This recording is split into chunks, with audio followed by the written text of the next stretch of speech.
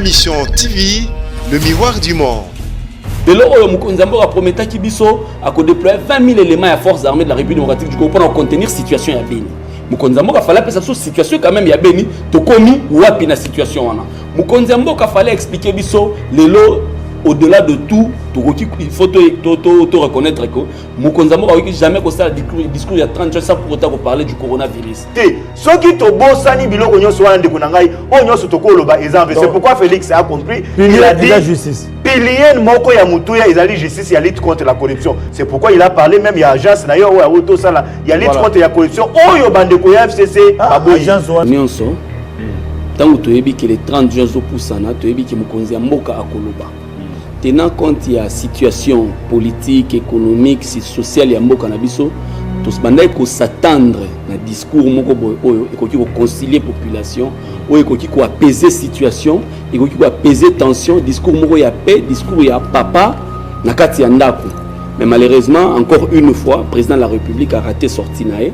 Oyo koki ko changer République démocratique du Congo et alika justice. Justice ya ngonde ya omoni pona tricherie ya élection à la té et c'est que tout se basé na justice non congolais les lois na bolam alobi biso ba politique ende to BBC classe politique congolaise ya ngonde yo ki ba mosusu ba lobi té à s'attaquer dans un groupe déjà oh les lois bazali Luc Tshisekedi 30 secondes chacun 30 secondes tout à l'heure à bazan sur le banabiso que non le président Lobaki Loana est collecté. Mais il n'y a pas prérogative constitutionnelle, il y a des députés proposés. Comment le président Kokiko Kokota Lobaki Loana a tout pris les catés. Tout ça, on a un dossier, il y a des négociations qui ont bomi awa. Toi, on a état de toi. Tu sais, Gilbert Kankonda qui est une délégation de 90 personnes en pleine Covid-19. Tu as évité ce qui situation, il y a justice sur Baba, tu as des gens qui ont des négociations. À lobby, que y ait aligné Bao Yamabe Bakoufa. C'est pourquoi à chaque fois azali ko rappeler banto na conscience na bango aligné que bochola aligné te bozonga na normal pour nete Congo ke liboso toyi bayebake mboka oyo bakonzi bayebi histoire te bipai baza ko mboka ekokoma te po liki wana ekopanzana lelo soki to zongi penza totali ndenge mboka kotambola apparemment problème ya inégalité et s'ilité pas batté plus de 70% de la population absolument en 2020 après le discours à chef de l'état et à Kanakati ya bobola l'histoire ya mboka ndenge focus sauti ko pesa biso ngo awa chef de l'état zo ramener biso toujours na ba belge ba nini pendant que ba père ya indépendance wana ba bimisaka biso na emprise wana mokomona discours na ezo tendre vers pour ramener biso na bango non il faudrait tout ça la confiance na ba congolais nous continuer à utiko l'accès que communication on a ezali communication ya crise ya polémique ya innocente ya parenté mais ya partisan wana ezali démonstration na ye comme ngonga to luka moto to ko benga alternative crédible on a kozala doté nako maintenant ko pesa population nako pesa ba indice moto a kozala doté na ba qualité technique na ba connaissance et de deux on a posé une expérience en termes de gestion de la chose publique. Ma Mission TV, le miroir du monde. Mbote nabino bandeko bozuli baku ya kolanda émission nabino spéciale tokundo les alliés émission obo mesani kolanda à travers Télé 50 chaîne nabino bandeko balandi dynamique la poto bozali kolanda biso na République démocratique du Congo na 26 provinces bozali kolanda biso na Kinshasa na 24 communes émission nabino ya débat yango ebandi bandeko balandi bobino moko était actualité politique ezali dominé na discours ya mokonzi mboka Antoine Félix Tshisekedi Tshilombo oyo beta qui c'était le 30 juin 60 ans il y a accession il y a République démocratique du Congo na souveraineté nationale et internationale tolobaki était bandeko balandi esengeli to sololana o etali volet social ya bana mboka 60 ans oyo to vivre perspective d'avenir est-ce que ba congolais sur le plan social elike ezali kolanda o mokonzi mboka lobi ya solo to connaître makambo ebele ya pasi na mboka na biso espoir et cause na ba congolais pour na mbule zali koya na mandat ya Fachi Beton tant ko beta 7 ans le peuple d'abord bien que a fustigé 60 ans il y a pas il y a souffrance il y a ba congolais mais bande ko ba komitu na balobi ete mission population to mesana na ba discours pour o ezali émission ba bole ezali mission ya population ba kolanda biso balobi ete ba kambi bale kaka ba discours ya kitoko to ka manifester en scellé to ka ba projet nyonso mais En réalité, donc on vivre n'a pas si. Bah fonctionnaire de l'État des transitions, bah foutamité. Bah fonctionnaire, il y a privé, bah foutamité. Bah ndeko belé na ba secteur ebelé ba konyo comme un dollar ezali comme mata. Bah ndeko ba ko comprendre souté. Bah le but sengeli to solo là. Na mesa na biso pour total a été est-ce que tokoki ko proposer ba piste de solution na ba kamiambo ka pour été à solo Congo et le mwana pasi o ezali pour été tonyo comme moi mingi. Bah ndeko balandi kaka na kati ya masolo oyo bolanda ki bino moko été proposition à loi il y a Obem Minako mekaki Obem Minako na sakata et mekaki un peu koningisa mutu mutu to monaki awa surtout na ville ya Kinshasa Assemblée nationale ndenge ezalaki envahi lelo esalaki ba victime de tout le qui yango kasi pona koluka kimia esengeli kosala nini kaka na kati émission na yambi 4 invités poto beta masolo na bango na kobanda na loboko na ngai ya mobali to ya mwasi plutôt to yambi mwana mboka Bazepembe on a repesa mbote mbote mwana mboka Bazepembe mbote ndeko Flavien et merci beaucoup pour l'invitation. Na ko rappeler que vous allez mokambi ya dynamique le changement c'est maintenant vous allez au mon côté na loboko na yo ya mwasi toujours toyambi pour na compte ya PPRD mwana mboka Jimmy Kitenge oyo azali moko ya bazali ko kamba Ligue des jeunes ya PPRD lelo bazana FCC boye malamu na plateau na biso.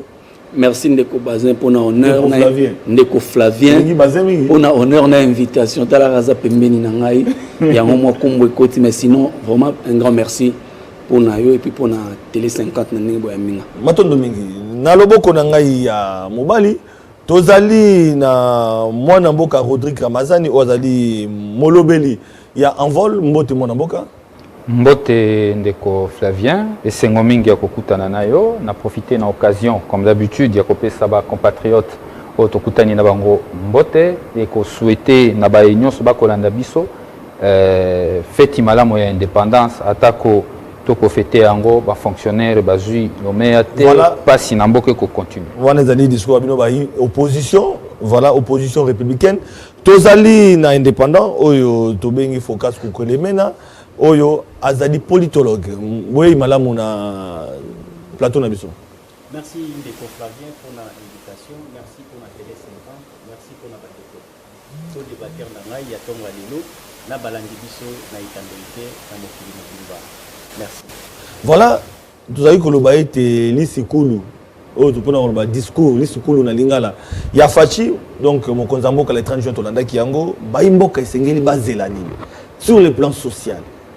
Tonyo Kwame ba discours na ba discours 60 ans mon ozalaki na une année ti a commis na 60 ans ça commis koko mais esengeli kozelani na moto sa commis koko est-ce que espoir ezali lobi tant que tolandi mon konzamboka na kobana na ndeko PPRD mwana mboka Jimmy Kitenge tolandi discours mokonza mboka bandeko mususu balobi mokonza mboka discours na ye mobimba on dirait talisi mandoki na FCC na PPRD pona ko benda bino matoi 60 ans mboka nyokwami na esika tozali ko kinde so bokena maseki bokokutana nayi malobi ya pana. Merci Ndeko Flavien omoni na bomoto nyonso na bondeko nyonso tant que tu es que les 30 jours au poussana, tu es que mokonzi ya mboka akoloba. Tenant compte ya situation politique, économique, sociale ya mboka na biso, to bandai ko s'attendre na discours moko boy oyo ekoki ko concilier population, oyo ekoki ko apaiser situation, ekoki ko apaiser tension, discours moko ya paix, discours ya papa na kati ya ndako. Mais malheureusement, encore une fois, le président de la République a raté sortie nae, sortie médiatique raté évident ces hommes encore discours wana écoute qu'à la graver dans la mémoire collective. Pourquoi? Parce qu'il y a des discours, parce que les 30 gens se souviennent qu'il y a des discours, il y a le Mumba. Se souvenir d'un discours belé à Maréchal l'autre temps à manifeste en célèbre belé à discours. Se souvenir d'un discours il y a Moselle Laurent Désiré Kabila Tango Olo Bakono l'accord les accords de Lusaka ont failli à ses objectifs. Se souvenir d'un discours à Joseph Kabila quand il était en train de parler na sort naé que non le sort des institutions ils a réglé na constitution. Mais discours ya mokonzi mboka 48 heures après tout le kino du coin de la rue à cause se souvenir na ngote pourquoi?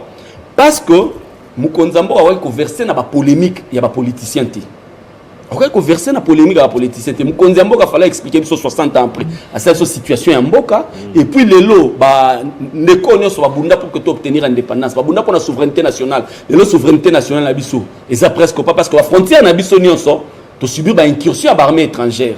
Le lot Mukonzambo a promis qui biso a déployer 20 000 éléments à forces armées de la République démocratique du Congo pour contenir situation à Beni. Mukonzambo a fallu appeler ça situation quand même ya Beni to komi wapi na situation wana.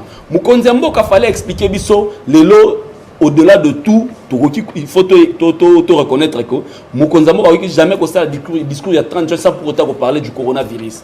Pourquoi? Parce que et entacher l'économie et perturber pratiquement le bon fonctionnement de l'institution. Il devait en parler, il devait nous donner la situation réelle. Quels sont les fonds déployés? Situation le dollar est commis, on a $500 et comme 1 million de francs congolais. $500 et 1 million de francs congolais. L'IPA, marathon de quoi va fonctionnaire, va fêter bien. Tu vas causer la Mukonzambo. Va fêter pour foutamité. Voilà, tu vas causer la Mukonzambo dans la question de fond. La question polémique, question c'est un discours vraiment populiste. On reconnaître que non, Mukonzambo a un discours naïe. Atalisi mando que pas na bino FCC. A raté occasion à quoi apaiser situation en Mboka et puis à cet effet il fallait nécessairement à interpeller bato ba rédiger qui discours wana bato baza tout tourner ba proche collaborateur parce que en fin de compte alors le discours à président et parti politique azo s'appelle ça militant naï. En réalité ce discours il y a père de la nation. C'est là où je dis que le chef de l'État doit nécessairement, en tout cas à tout prix, à revoir cabinet. Alors, tout ce qui est dans mon amboka focus, mon amboka focus, mon konzamboka azumaloba, alobi, yolandi. Mais bande comme soupe balobi était, tomoni Etienne Tshisekedi na kati ya cher naï. Ba reconnaître que non discours wana, c'est-à-dire discours révolutionnaire, le kola kondo Etienne Tshisekedi azali koloba et que nelo mon konzamboka comme kolata kazaka naï. Malobi pas na. Oui, effectivement, il faut tout ça keba mingi na histoire ya mboka parce que moto atali histoire te pa ya kokendepe akoyeba te pe akokoma te. Pona nini? Je vais me permettre na ça la parallélisme moko oyo ezalaki confirmé lors ya discours wana pona ko présenter situation oyo tozali ko vivre lelo na coalition oyo bazali classe politique actuelle bazali ko gouverner. Likambo wana elekaki pe na 1960. Au monaki que configuration ezalaki lolenge nini Lumumba o azalaki na majorité parlementaire Lumumba wana azalaki premier ministre il était taxé que azali na soutien ya Russie lelo soki otali bande konabiso o bazali mouvance ya Kabila o bazali pe na majorité parlementaire bazali na premier ministre lelo bazali beaucoup plus na el ya Russie et Chine. Même configuration on a ceux qui ont ramené yango na Ouazali président de la République lelo na tango wana président de la République ezalaki Kasavubu azalaki soutenu par les États-Unis, la France et la Belgique.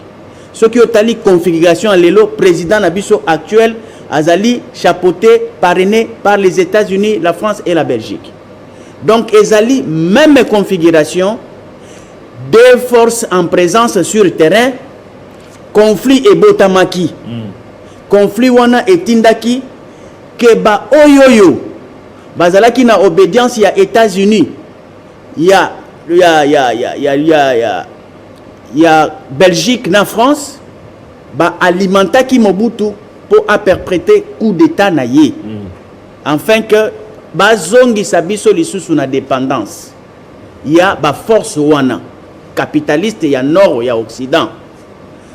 Je crois que polémique tozali komona lelo entre FCC na cash ce que tali configuration bazongi si biso ka na histoire ya 60. Donc histoire 60 ezongi vraiment parce que nazali ko confirmer yango parce que ça passait aussi en dehors il y a terme ya ba acte ba politique ba banda opposé na communication pe Hollanda ki ke ba banda ki ko communiquer et puis communication ezalaki ya crise. Ndeko Jimmy a outiko l'accès que communication on a ezali communication ya crise, ya polémique, ya unisonté, ya parenté, mais ya partisan. On a ezali démonstration na yé. Pourquoi? Parce que lui on a be eni kutali sane ba oba ko ba été ala taki penza kazaka ya Kondo Tshisekedi ditanga za koloba na parti politique na. Voilà, c'est ça parce que Kondo Tshisekedi atikala ko la président de la République était azalaki kaka président ya parti. Donc aux autres comme on a que awa ezali service ya ba parti et non service ya république. Or ceux qui au tali guerre wana ya 1960 et même qui biso na rupture au lieu classe politique va s'arranger pour que bapesa nkita na mboka bazwa charge ya ba population ba bongisela biso avenir bakendaki na bagegere oyo lelo tozali komona batie lisusu na mesa. Donc toza kolinga tomona bazali kopesa biso espoir te, bazali komema biso kaka na schéma oyo yakala, donc tu retrouver kaka les alors, mêmes causes produisant les mêmes effets. Voilà. Donc tu la kaka na situation wana que geger o sukanango troisième larron akoya kobima et bazali ko imaginer que troisième larron turoyo et kozala c'est la population qui va se prendre en charge. Ah d'accord, on a la troisième larron Fayulu. Non non. Alors ndeko bazin pembe ozali ko soutenir vision ya mokonzi mboka souffrir lelo yo mituna la population ekitake pa na yo et puis tozo komona déficit de communication pembeni ya mokonzi mboka okozona bandeko bazali na parti UDPS ozu bandeko bozwami na cash to komona communication te mais to komona personnalité lokola yo oyo ozali na asbel na yo mais quand même ozali ko soutenir vision na ye na makanisi ya mokonzi mboka na o salemi ba ko reprocher makambe bele entre autres koloba on a dit pende ko na biso a PPRD ou alobi était a raté discours na ye atali mingi na mamotali ya politique ou là no likambe tali Congo on a dit pende ko focus abete histoire à 60 yango ekozongaka alors bino mandoko boko soutenir mwana mboka Félix Tshisekedi boko mona ndenge nini avenir ya Congo na à partir ya discours ya sali est-ce que ba imboka wa kiko selani. Merci beaucoup Ndeko Flavien na mutuna ya déficit communicationnel au sein ya cash. C'est une réalité, il faut le dire. Na cache les lots, il y a un des autres et il faut que le bongo parce que au monde bandeko il y a FCC, bazali kokutana, mais au kota bandeko cache kokutana ezaka mubulo. Là il faut les reconnaître et puis lokwana ezali ko sunga mokonza mboka te parce que sengeli ko découvrir ba stratégie ya ba musubino pe boyi ba comment bokoki ko contrecarrer ya mwelo kwa ngoto ko sentir lelo na niveau ya cache te. Maintenant, il y a na mutuna oyo opposé et elle est très importante. Ndeko Flavien na lobaka yango et sengeli pena continuer koloba ete depuis 1960 eloko ebomi mboka na biso République démocratique du Congo et ali ba politique, immaturité politique, inconscience oyo lelo ezali ko caractériser ba homme politique congolais yangonde e komima biso lelo na buzo ba onyo soto si vous pouvez me permettre l'expression ya o lelo congolais azali ko traverser tango bato bamoni et que non il y a un problème sérieux na terrain to San City tango to San City to sololi to lobi ni ne bebi sa classe politique congolaise to lobi ezali de corruption et a une l'homme politique congolais y compris aussi président Félix parce que depuis to vuta ko zo indépendance na biso kana Congo awa ayebi souffrance nyon surtout oyo lelo et caractérise la classe politique congolaise. Siko congolais apesi ndingisa akoma na ngwende ya bokonzi. Connaissant la souffrance de la population, alinga kite koya na discours moko oyo kokende na volonté ya population te. C'est pourquoi il a qualifié la classe politique congolaise ni classe politique ya ba mafia. Asaki clair na discours na ye. Il n'a pas tergiversé, il y a que non congolais les lois na bolam alobi biso ba politique ende to BBC classe politique congolaise. Il y a mondo yo ki ba mususu ba lobi te à s'attaquer dans un groupe de gens oh les lois bazali ko intérêt pour la Congo mobima pour s'adresser na tango za ko loba classe politique ba mafia donc ça dit bango batunu sur la kati izaka FCCT non il a globalisé batunyo surtout parce que les lobo mengo ya Congo bayo ba ko bebisango bazali classe politique congolaise na batira ima na bango na en général na ba dialogue na bango na ko yiba mosolo à l'état c'est presque tout le monde qui a aujourd'hui mais il y a un problème de Flavien à lobby que yé alingité bayo ya mabe ba kufa. C'est pourquoi à chaque fois azali ko rappeler banto na conscience na bango alignité ke bochola alignité bozonga na normal pour nete Congo ke liboso bande ko balobi makambo ba fonctionnaire mais qui a dit est-ce que tango yoki discours à chef de l'état alobi ke lo makambo sur le comme parfait non il a reconnu qu'il y a un problème dans la classe politique congolaise. Et tant qu'on découvre Jimmy Akolobé que nos chefs de l'État n'a pas fait allusion, il y a pas frontière na biso. Na koye bisa ana discours. Moi j'ai le discours avec moi. Il y a moi awa. Si le bina pesa iba phrase, na pesa iba page, na ko pesa yi. Tant qu'on le chef de l'État alobé makamba vite. Batumi ba beti CTT aussi longtemps ba drapeau ya ba paya et ko pepa pa na biso Zambie ekoti to komona kuna mais kuna na kati ya discours ne mokonza boko ndira yebi kutu teke no etenya Congo ekokinde. Ndeko Flavien c'est une question importante. Au Québec, il n'y a pas Mikolebe ou Olekawa. Nous avons assisté à un discours à chef de l'État devant Congrès. Il est revenu sur toutes ces choses-là. À l'Obeli Yango, dans l'état de la nation, il a parlé des frontières. Dans le 30 juin, on dit à Bossana. Non, il a fait état à Katambo Canabiso. Mais état là n'est pas à lobby. À lobby, certainement, il y a un problème à niveau, il y a des frontières Nabiso. Mais il y a un problème qui est poussé, Bisoto solo là, na Mikili Moussoso, par pays frontalier pour n'être Ezongi Sabomoko. C'est-à-dire quoi, il a voulu dire aux gens, nous pouvons régler certaines choses par la diplomatie. Guerre et l'autre au Bunda sur terrain, a rappelé Nandeko. Et c'est là qu'on parle pendant 18 ans. Badiev va occuper place à S. Maintenant, Félix Aye n'a pouvoir, après 2 mois, 3 mois, ils ont délocalisé Badiev. C'est une question importante. C'est une question importante.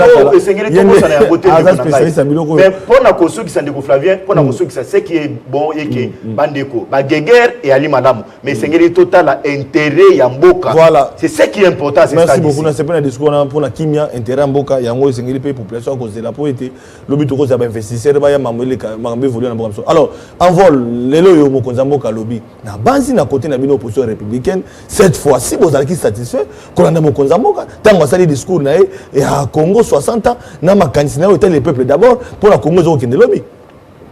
Maton dimingi ndeko Flavien na Motuna, Tuni, mais que c'est quand même parce que tous en a contexte d'indépendance, tout zonga moi sima. C'est important pour la logique. C'est important pour la logique argumentaire. Est-ce que vous se rendre compte de 1885 à 1808, donc c'est-à-dire que période où Babenga qui est état léopoldienne, ils ont 23 ans. Après, si on continue la période, il y a 1908 à 1960, ils ont à peu près 52 ans. Ce que ça calcule, ce que total, ce que comme en 2035, Congo est coexisté pour les 4 périodes coloniales. Mais au-delà de l'existence, il y a Congo et la période coloniale. Évidemment, on a 2035. Les lots déjà de l'équipe période, il y a 1908, il y a 1908 à 1960. Est-ce que le lot situation en Mboka est changé? Est-ce que la situation de la population est bonne? Pas battre, l'inégalité sociale au Congolais à l'époque, qui a décrié. À l'époque, il y a des colons, il y a l'autre vivre. D'ailleurs, il y a un gouverneur, Pierre Rickmant, qui déjà à l'époque, a une mutation et salema, dans la colonie pour permettre l'émergence de la population indigène. N'est-ce pas? Déjà, et ça va même souhait l'actuel régime est bonne foi. Actuel régime a démontré bonne foi. Déjà, mais malheureusement, Lumumba bayaki pour na côté les menabato ba discours à Lumumba à lobaki na ba colon était to salaki mon salaire na salaire à malongate to kokaki même pas pour gérer ma bota na biso lokola ba être cher to kolaki sabino d'ailleurs avec beaucoup de courage à toazaki mukili abi to kolaki sabino leur oni ne moto moindo ko sala ce kazali libre mais lelo ce qui to zongi penza to tali ndenge mboke kotambola. Apparemment, problème, il y a inégalité et s'ilité. Plus de 70% de la population en 2020, après le discours à chef de l'État, et à Kanakatia Bobola, Nakatia pauvreté. Et le chef de l'État a continué avec sa bonne foi. Bonne foi, il y a Pamba et Kokite pour la population à cause de la alternance, tant que y est, Fetaki, tout Sepelaki. Pamba, population à cause de la rupture dans le système Oyo, il y a Kala. Mais tant que tu pousses Nakati, tu constates les ruptures. Et ça la mine en noté. Tozali na biso kaka apparemment na continuité ya oyo nyonso to boya kikala. Yango biso to lobi boy. Voilà. Ezali pas si lelo ko continuer ko kuma mboka na lolenge na absence ya vision. Na manque ya leadership. Pona nini nyonso ane ko komela biso ezali pe responsabilité ya population na biso faut ko yebisa et ezali démontrer noir sur blanc lelo que l'homme providentiel o ba moto ko vute pas Yahweh pour la rubongo la Congo azali a cause la sous te pas mbaté Maréchal Seko, Kukuendo Azabanga et Simbate, Musée et Simbate, Raïs et Simbite, Béton et Simbate. Donc, ezali le lot important. Tozonga na kati ya makanisi. Au lieu ya kokende pas ba homme providentiel, on a la responsabilité à la population. Et comme ngonga to luka moto tokobenga alternative crédible. On a kozala doté. Nako, maintenant ko pesa population, nako pesa ba indice. Moto a kozala doté na ba qualité technique na ba connaissance et de deux oyo akozala na expérience en termes de gestion ya chose publique moto wana esengeli asangisa makanisi wana mibale pamba te leader ntango tokoloba leader ezali moto ayina vision pour focus akotala nalobi te leader esengeli ezala moto oyo azali na vision leader azali esika tomeki nyonso PPD eleki MPR eleki lelo IDPS osali 32 ans pour bato nyonso balobaki ete alternative asuka mpenza en tout cas cette fois-ci pour Congo longo na passe ezali parti ya Kondo Tien Tshisekedi oyo ebundi yango mpe na ebonga bafonctionnaire bafutami le 30 juin te yango na ebonga basalaire bafonctionnaire ezali kongata te yango na ebonga problème ezali sérieux bandeko bakolanda biso sikoyo moto oyo ekoloba na sikoyo kouta wapi mpo basi bameki na IDPS nyonso akouta parlu mpe asa gérant c'est-à-dire tokomona te eloko ya sika koya yango na lobi mpona kobima wana nakopesa makanisi c'est ça nga nakopesa makanisi oza responsable malbo ya yo oza na responsable wana ezali bato na yo nga naza responsable politique nakopesa population na okati nga maloba na sisi argumentaire na ngai te ngonga tokende mais obotolinga maloba otiki basusu maloba ngo okobotola maloba ndikolinga na sisi makanisi te peuple aza na posa na homme providentiel moto akouta epa ayawe mpona kobongola Congo esimbi te na bandeli yawo CCC ko esimba te muze esimba te beto esimba te nde tolobi boye esengeli lelo toluka alternative crédible moto oyo akozala leader ya solo oyo akoya na vision ya kobongola mboka na yoki pe ya pas longtemps en tout cas ça fake news te ça na prophète moko na mboka o Rolandalo natanga komona alobi na biso kutuke tata mokonzi ya ekolo oyo tozana ye yetende ya komema biso na âge d'or moto akoma biso na âge d'or ezali moto akoya na sima na ye nayebi ke papa mokonzi ekolo asambelaka na Philadelphie napesi boye nalobi baindisi mibale moto wana oyo esengeli tozwa alobi leader oyo akomemela biso vision esengeli azala ayeba azala na mayele mpe bwanya technicité de l'autre côté expérience toke Congo tokozwa kaka ba homme providentiel Congo akocontinue na bokebu bakobanga bakati otanga Congo mais ti Congo ngo bimite toyo ce qu'on appelle PPRD alors boza chacun na atana 2 minutes pour toko na sujet mosusu lelo à l'unanimité kolanda bino tokoyoka yete ya solo crise ezali moto azali te Congo keneka liboso te après ba gestion ya Mobutu musée tozui Kabila oyo autorité morale na bino c'est le Félix Tshisekedi toko patoger pona kobima na crise oyo boko sa proposition nini nani asengeli kolonga Congo na pasi 60 ans essayer l'équipe tokomi bakoko awa tozo kene pe toko yebate toko baluka ko baluka social nango toko comprendre soute population salembi population zela nini na Congo a lobby. Merci pour na motuna ndeko Flavien. Ngai personnellement na croire na ba capacité na biso ba congolais. Biso mo ba congolais ne ba gérer biso. Biso mo ba congolais to ki kopesa solution na ma problème na biso. Mais soko tali to ke moi moké na discours lisusu ya chef de l'État. Faut comprendre que ti lelo 60 ans après tout ce qui s'est passé, après histoire ya mboka ndenge focus auti kopesa biso ngo awa.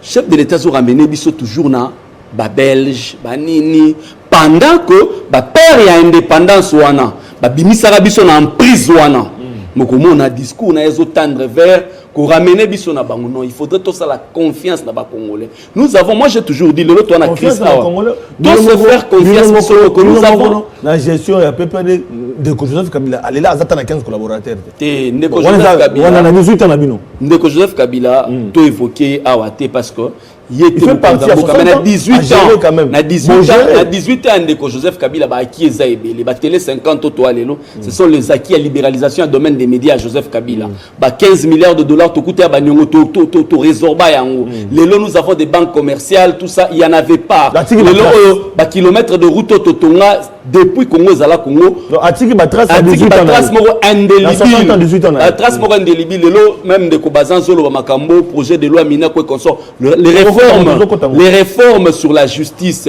quand la toyenne a cour suprême de justice cour de cassation cour constitutionnelle conseil d'État Kabila c'est ni pour la toute première fois organiser l'élection dans le monde to komi ko parler élection et ça grâce à Joseph Kabila ba qui eza ebele to go le belango te soto bito le belango peut-être repesa bande comme souma lobate mais tozonga ici ko yo le piste de solution a lobi boy nous devons faire confiance aux Congolais nous avons connu des crises plus que ça.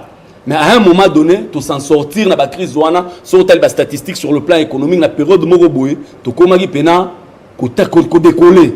tokoma eko décoller mais sauf que la crise politique ndezongisi biso lisusu moi si mamukena ba crise économique et frappé na monde mais ndeko lelo oyo mukonzi mboka fungoli brèche na batu oyo bazalaki kaka ya boaki carburant mafungoli brèche na bato bazana ba limite ba kopelisa la preuve elle est là ambongo aye lisu na limite ya munene na moto munene pona kaka kopelisa moto alors Fridolin lobini pour en résumé Fridolin pona ya ambongo alobini en tant que prince de l'église bimika kana brèche ya isika mukonzi mboka afungola parce que soki mukonzi mboka sala discours moko ya paix ya kokitisa tension discours moko ya concilier ba congolais discours ya papa na kati ya nani ya ndaku substance na teneur ya makambo ndeko Fridolin mbongo alobi elingaki ezala atténué pourquoi parce que il est pratiquement il a encore enfoncé la population dans le désordre dans azolo bakeno FCC cache ezali plateforme moko ya bato ba tricha tout ça et ça un prince de l'église ngane na bona koki peut-être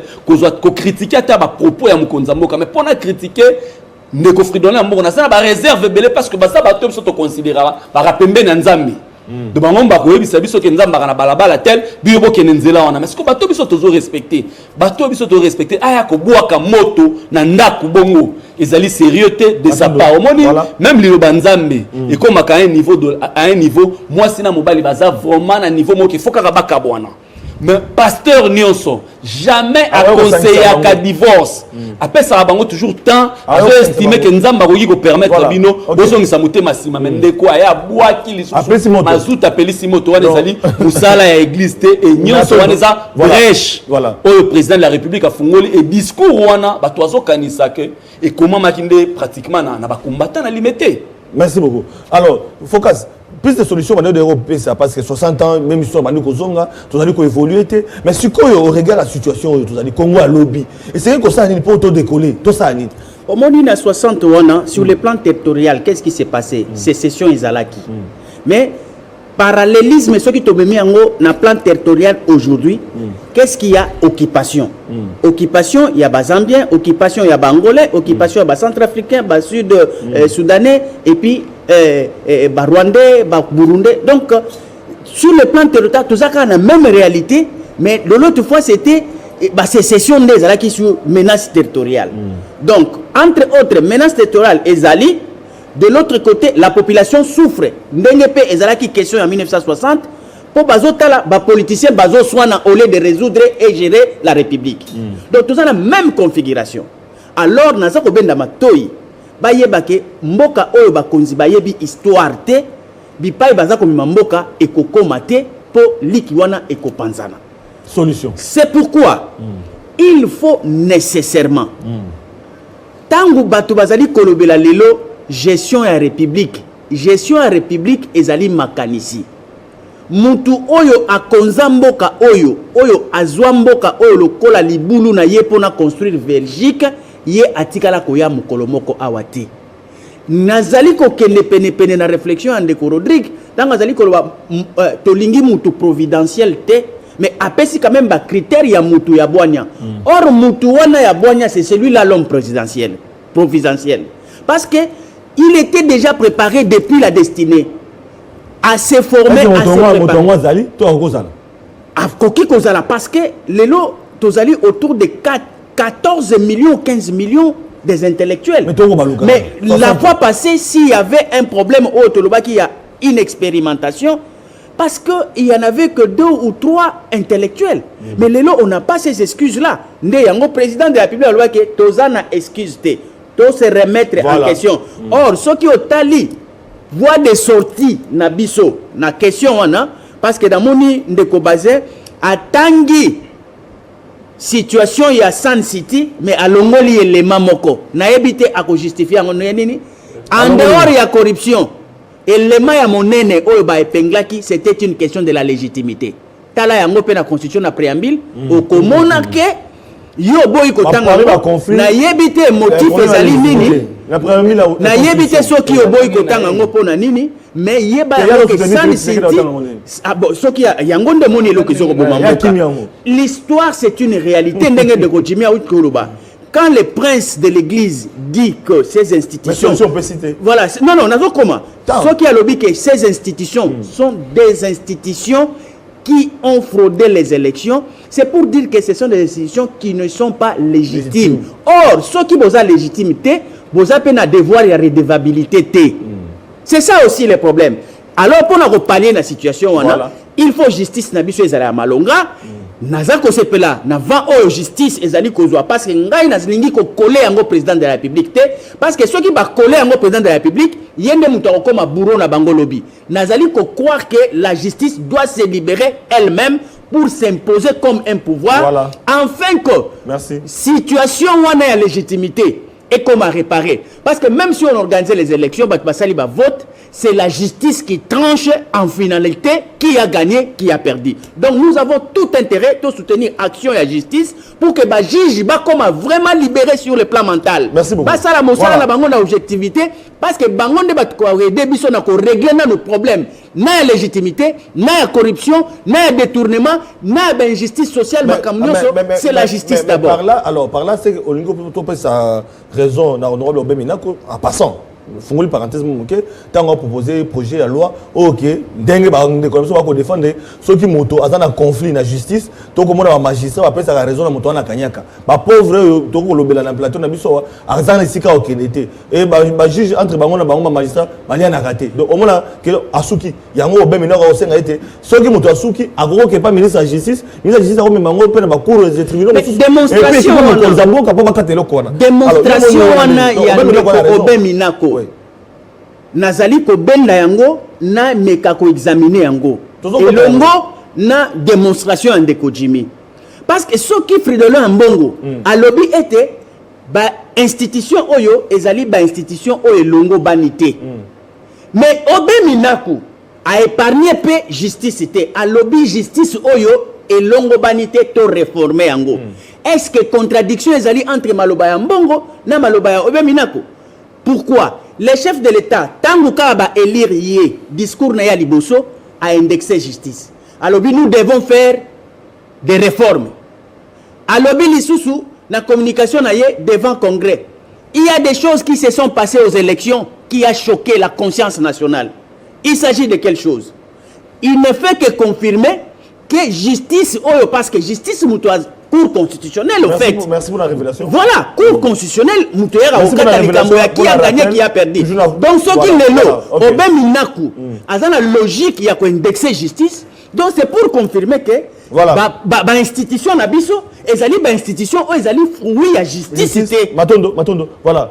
Basé pe attaque yo makambo ya Obeminaku penza yo ko partager yo ko monaka ke Obeminaku alingi kaka azwa akomisa ministre de la justice likolo ya mibeko. Wana ezali point de vue na yo kasi to zonga na obande ko balobi mais plan de sortie de crise oyo tozana ngo 60 ans to vivre potobima même ndenge Félix Tshisekedi alobaki a proposé ki yangote ya talisika ke no classe politique mais c'est le peuple d'abord mais ndenge nini to kolongwa na pasi ya 60 ans ndenge mokonza moko alobaki le peuple d'abord on va vivre ke et un slogan te to longwa na pasi ndeko apesi mo makanisi mais apesi pe moto ngote so moto ngo azara te malobe pa na yo ndeko Flavien na yo ki ndeko focus a comprendre que tango moto akoloba akobosana loko moko bo preteka yeka intention ke no je lis la constitution na tanga kango na yebi préambule et loko azoloba wana ya que na kati ya constitution na biso on a parlé des problèmes ya légitimité parce que na ça si on a fait état des on a l'impression bato soutenir Félix Tshisekedi likama légitimité bo ngometa maso na ngote.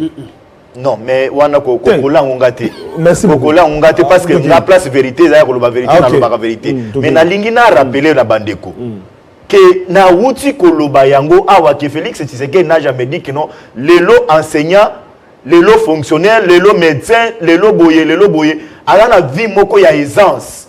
Té asili koloba yango té. Il a reconnu que nous avons des problèmes dans ce pays, République démocratique du Congo. Depuis date de l'indépendance, si le lot est bon, 60 ans, il y a un monde à rappeler dans les Congolais.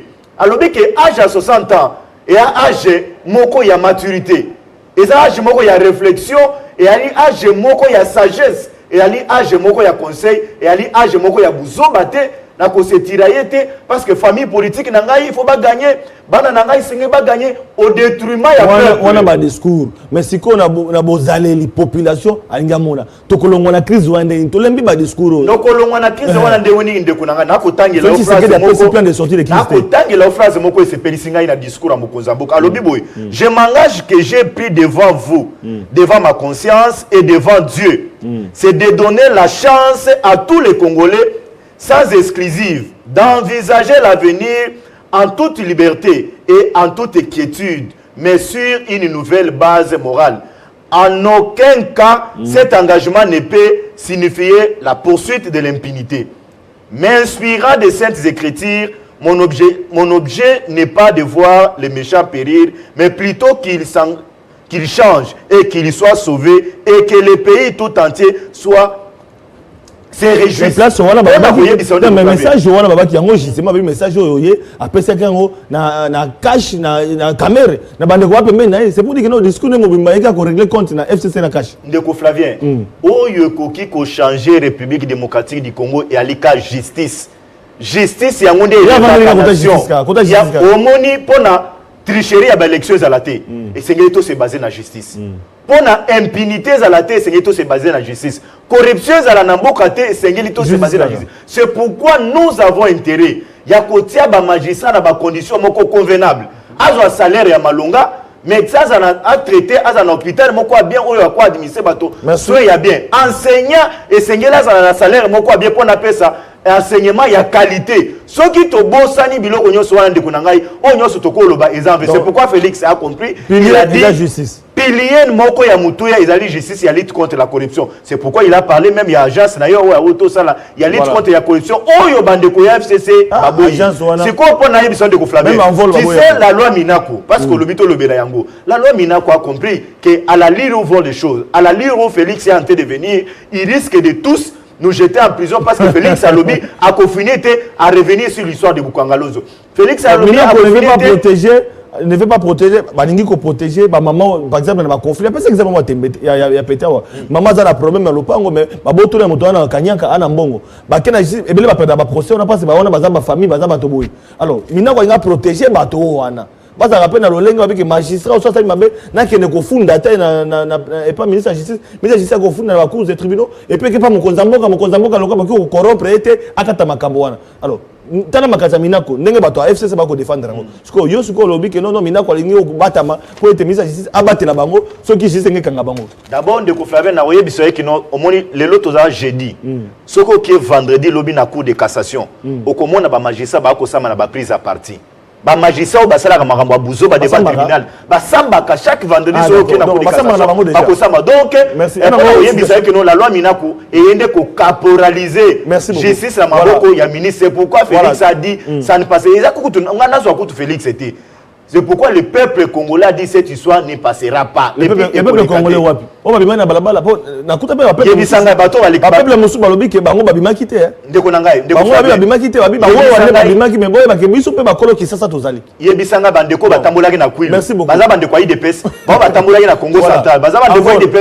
Ba batambolaki na Kivu. Ba bandeko ayi DPS. Non, ne caporalisons pas biloko DPS. Voilà, yo za raso ba kwanzi kuna tension mati pa na yo. Te, naza l'aise.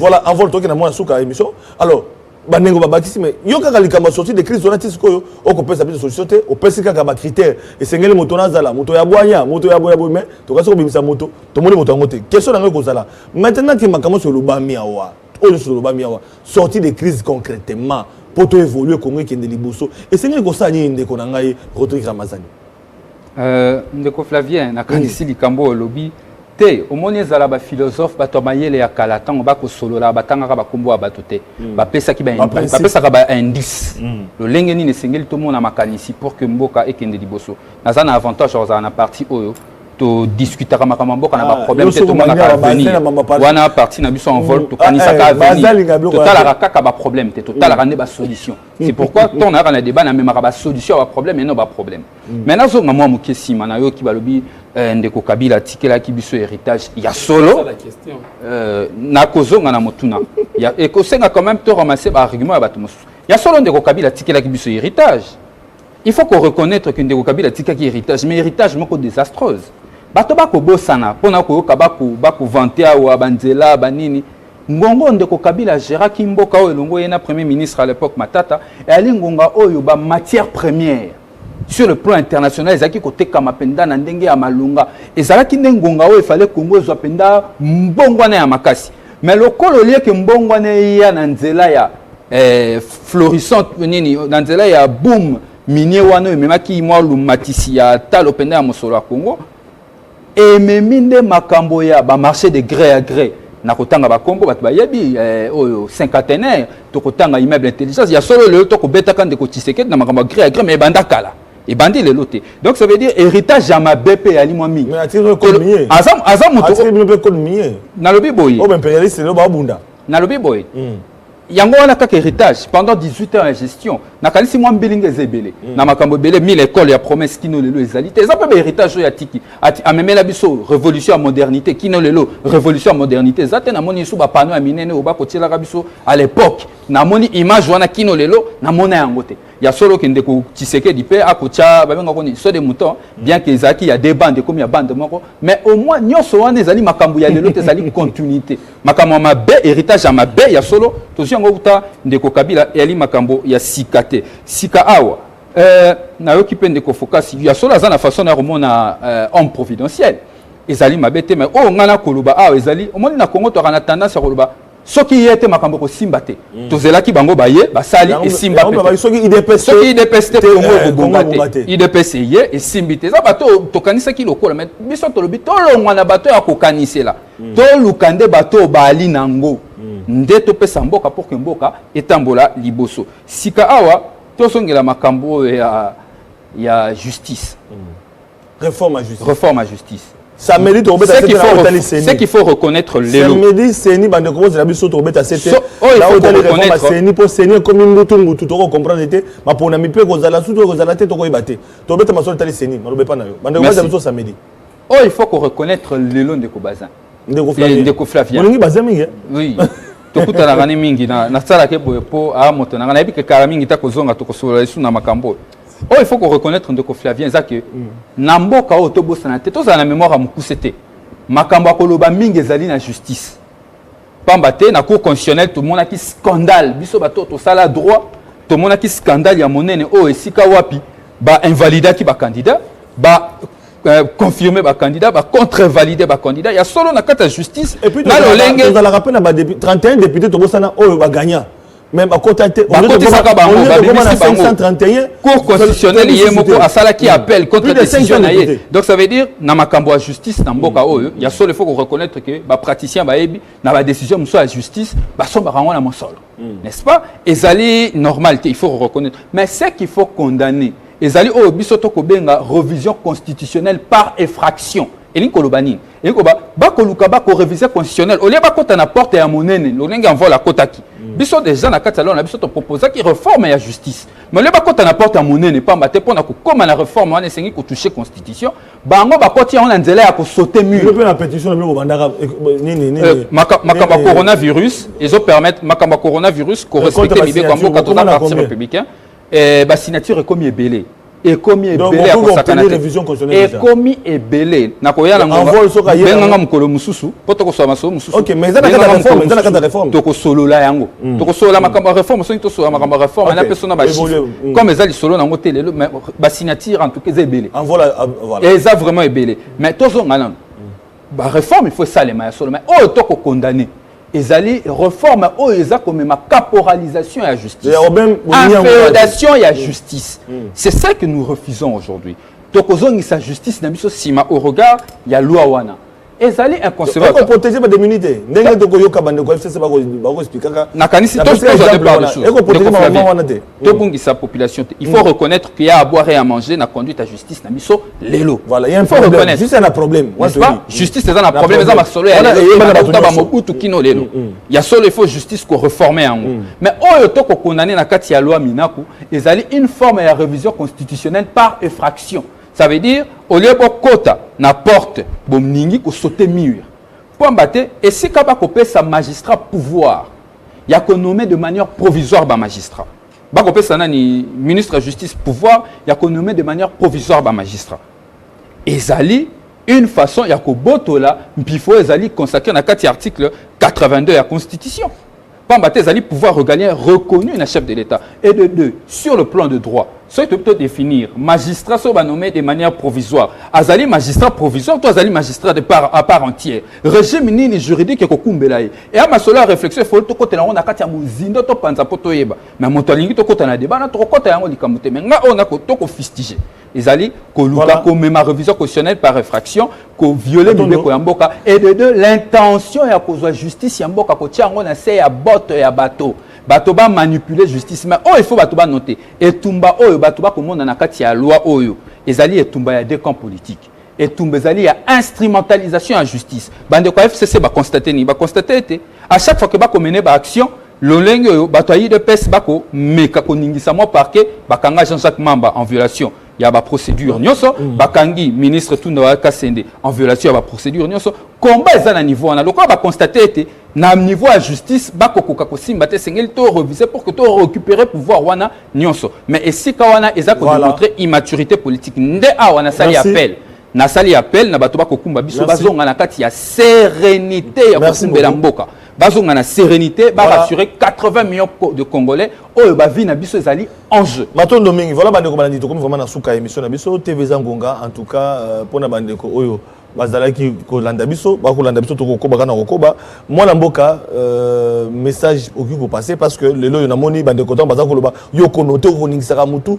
tant ba ko telemela obe minako on dirait yo okomona lelo komosusu bandeko bako boya caporalisation ya justice ya mboka na biso pona ko protéger bino bandeko ya FCC et surtout bako tanga makambo ebele et sengeli mokonza mboka lobaki ya ko finir na passé te mais justice ko finir na passé yango ekobangisa bino pe perdre pona ko chiter monsieur Siliwana monta 1 minute pour aussi. Merci Ndeko Flavien, TV Zangonga.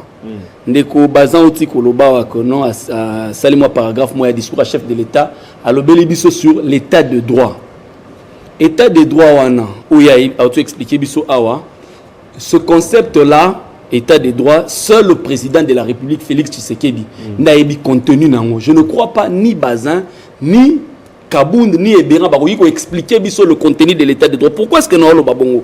C'est un contenu, en tout cas jusque-là, c'est vide de contenu. Félix Tshisekedi dit... 30 secondes, chacun 30 secondes. Tout à l'heure, à Bazan, sur le Banabiso, que non, le président Lobaki, l'Owana est collecté. Mais il n'y a pas prérogative constitutionnelle, il y a des députés proposés. Comment le président Kokiko kokota kolobaki non loi wana a tout pris lekate toza wana ba dossier lokola ba ndeko Gédéon Kyungu ba bomi awa to na état de droit ti lelo ba Gilbert Kankonda qui na délégation 90 personnes en pleine Covid-19 to éviter ce qui situation il y a justice sur ba to Gédéon Kyungu eza ndenge nini la mort du général Kaimbi oyo avant que justice aloba mukonzi alobiki azalaki pendu lelo état de droit to luka to eba quelles sont les révélations sur la mort du général Kaimbi plus loin encore toi tu penses que nous sommes aussi excusez-moi, bête, il y a qu'à comprendre que non, un projet à 100 jours, ou à 200 et quelques millions de dollars, celle Vital Kamere, ne moutolia Kimbongo. Bâtonnier soit à la présidence, ils sont clean comme de l'eau de source. Pendant que Bossami si moutpona 57 millions de dollars, mais 200 et quelques millions, et Bimaki. Plus loin encore, Neko, ba magistrat. Aux émissions, émissions à Babola. Nani a bien noté que Nengo Zawana, ba général Kanya, ma se plaignait awa. Kuluna tche moutou machette moutou akufi. Basu batin, bakangi Kuluna, na batindi na parquet. Kuna 3 mois après magistrat sur Mbongo babimisi batu wana bakuluna combien de photos se plaindre pour la justice non nous sommes bino ko sala UNPC bino UNPC tel que bozawana UNPC à l'interne tout monde a journaliste a outrepassé ba limite na ba suspendre mais bango depuis tozali depuis balobaki non muza revoquer magistrat dites-moi exemple moko oyo tomona bazui magistrat balongole na conseil supérieur de la magistrature yebisanga exemple merci beaucoup monsieur c'est tout simplement confirmer que oyo bato babanda iko fêter le 30 juin na lingi ko yebisa bato ke il n'était pas question de l'indépendance babanda iko fêter oyo babengaka la déclaration de l'indépendance. Jusque-là, tout est indépendant. Non, non. Quand la déclaration... Non, le 30 juin, ce qui s'est passé, on n'a pas... Voilà, c'était une déclaration. L'indépendance, c'est un travail des autochtones. Parce que bien accession à l'indépendance. Il fallait accéder. Merci. Est-ce que nous avons eu le temps d'accéder? C'est ça le problème. Oh, Rosomona, Mindondo Oyonyonso, parce que nous ne sommes pas indépendants. Merci. nous sommes dépendants. Merci. Et ceux qui nous dirigent en profitent de nos faiblesses. C'est la fin de l'émission, 30 secondes. Merci beaucoup. On a 30 secondes. On a pris la solution. Ah, cette fois-ci. Oui. 30 secondes. Il faut justice ya malunga ezala. Et sengeli volonté politique ezala et volonté politique wana ezali na Félix Antoine Tshilombo Tshisekedi alango pona bomisa Congo. Impunité et sengeli esila na kati ya mboka. Soko mona bakangi mutu FCC abimi bino FCC bonna bakangi ministre de justice bakanga merci ça de côté question na toute question et memelo ba memela ki ministre de justice ezali état de droit bongo toki ba jeep ya président sobo ba kumbi ministre ba kenebo wana toki mais après toki ya solo azaki na kuba cassation ba mimaki pe na ndenge moko ya malangate même gouvernement to landaki gouvernement ba kondanaki acte wana ndenge sama de la part ya lena bango ya membre du gouvernement est-ce que l'état de droit peut tambola bongo ndeko na ngai la Félix Tshisekedi wana peut état de droit moto ba komeli mabunda komeli premier ministre na date ya le 15 Premier ministre a commélié Moukanda, a commélié ministre dans la date il y a le 22. Mais il y a Salaki déjà Moukanda depuis les 15 de l'Assemblée nationale. La constitution n'a pas nulle part, il est écrit programme du président de la République, programme du gouvernement. Ce qu'il faut qu'on condamne Kamere, du moment où le fond n'est pas bon, on ne peut pas condamner Kamere parce que le programme du président de la République, du gouvernement. Voilà.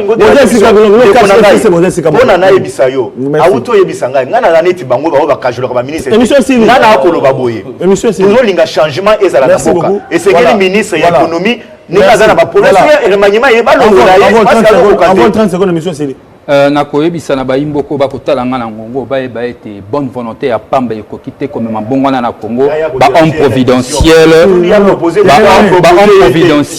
tomeka ba congolais ils viennent déranger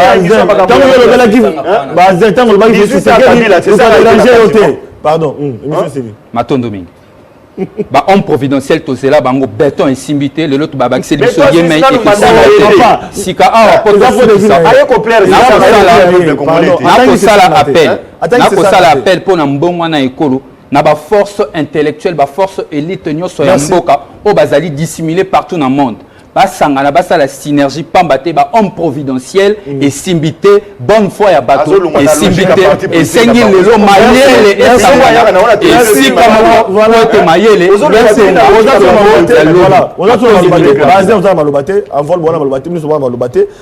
patron commande d'abord à Sazu Maloba voilà maneko balandi ezalaki esengo pona biso kobeta masolo to yokaki lisukulu ya mokonzi mboka to baki te sengelaki total appel population sengela zelanini par rapport à la réalité tu as dit qu'on vivre na biso que samedi vous allez brancher pour être to évoluer likamo ya loi minako oyo na komona ko memaka mutu ne to comprendre qu'est-ce qui se cache dedans exactement na ça la plateau spécial autour il y a question on a très prochainement vous allez brancher beaucoup bayango pona biso to sukiawa to kutani lobby na invité mususu pona masolo ya sika poko lema na botamendo mais loi minako to kobeta c'était na ba invité mususu mikoko ya matondo mingi.